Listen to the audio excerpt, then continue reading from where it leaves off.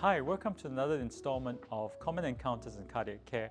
Today we're going to talk about the management conundrum between rate and rhythm control in AF.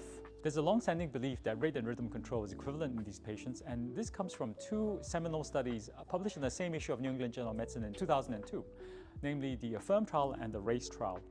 Both these trials found that there was no advantage conferred in terms of clinical outcomes of rhythm control over rate control, and has pretty much informed how we've managed these patients over the last couple of decades. This was further supported by AF ablation trials such as the Cabana trial that showed that it failed to improve clinical outcomes with an invasive rhythm control strategy.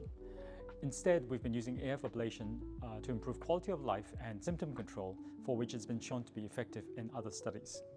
So the prevailing thought at that time was that antiarrhythmic therapy was not very effective and had significant side effects, and hence was unable to show any improvements in clinical outcomes. However, more recently there's been a change in thinking that perhaps the reason these trials failed was because we were treating these patients much too late in their course of AF. As you know, AF begets AF. This is a concept supported by animal studies and later human studies that showed that the longer you're in AF, the more atrial fibrosis and electrical remodeling you undergo, which may then render you less responsive to a rhythm control strategy. To test this, more recently a trial called EastNet AF compared early rhythm control, which is in patients who've been diagnosed with AF for less than a year, versus rate control, with a composite outcome of cardiovascular death, stroke, hospitalization for heart failure, and acute coronary syndrome. What it found was that rhythm control was indeed superior, and this was mostly achieved with drug therapy.